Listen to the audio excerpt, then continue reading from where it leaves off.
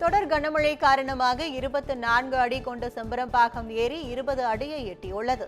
பெஞ்சல் புயல் தாக்கத்தின் காரணமாக பெய்து வரும் கனமழையால் செம்பரம்பாக்கம் ஏரிக்கு நேற்று காலை முதலே நீர்வரத்தானது தொடர்ந்து அதிகரித்த வண்ணம் இருந்தது.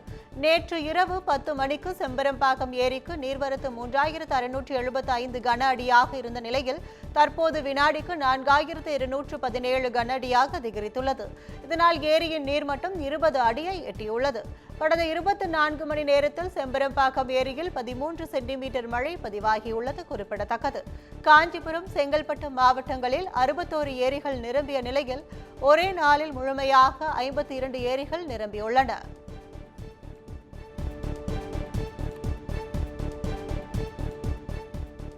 திருவள்ளூர் மாவட்டம் நசரத்பேட்டை அருகே கனமழை காரணமாக தெருக்களில் வெள்ளநீர் தேங்கியதால் பொதுமக்களின் இயல்பு வாழ்க்கை பாதிக்கப்பட்டது. பெஞ்சல் புயல் காரணமாக திருவள்ளூர் மாவட்டத்தில் கனமழை கொட்டி தீர்த்தது. இதனால் நசரத்பேட்டையில் உள்ள யமுனா நகரில் வெள்ளம் வடியாததால் 100க்கும் மேற்பட்ட குடியிருப்பு வாசிகள் சிரமம் அடைந்து வருகின்றனர். இப்பகுதியில் ஒவ்வொரு மழைக்கும் தண்ணீர் தேங்குவதாக பொதுமக்கள் குற்றம் சாட்டுகின்றனர். இந்நிலையில் 110 HP திறன் ராட்சத மோட்டார் மூலம் தண்ணீர் வெளியேற்றும் பணி நடைபெற்று வருகிறது.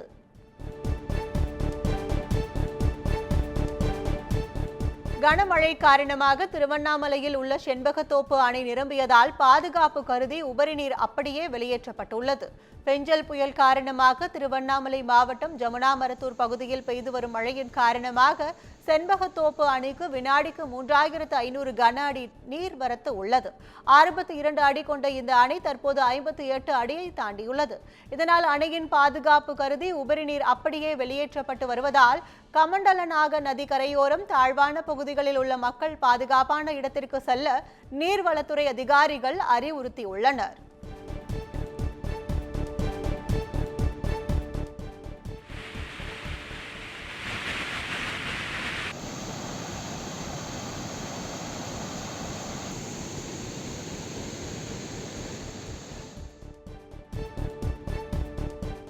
தொடர் கனமழையால் கடலூர் மாவட்டத்தில் மின்தடை ஏற்பட்டு 10க்கும் மேற்பட்ட கிராமங்கள் இருளில் மூழ்கியுள்ளன.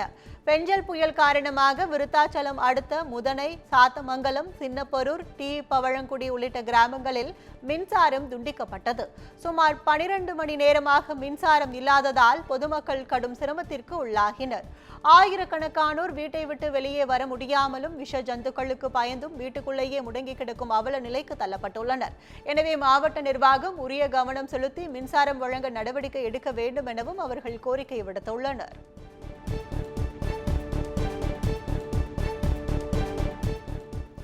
சென்னையில் வணிக பயன்பாட்டிற்கான சிலிண்டரின் விலை 16 ரூபாய் உயர்ந்துள்ளது. சர்வதேச கச்சா எண்ணெய் விலை நிலவரத்துக்கு ஏற்ப இந்தியாவில் வீட்டு பயன்பாடு மற்றும் வணிக பயன்பாட்டுக்கான சமையல் எரிவாயு சிலிண்டர்கள் விலையை எண்ணெய் நிறுவனங்கள் நிர்ணயித்து வருகின்றன.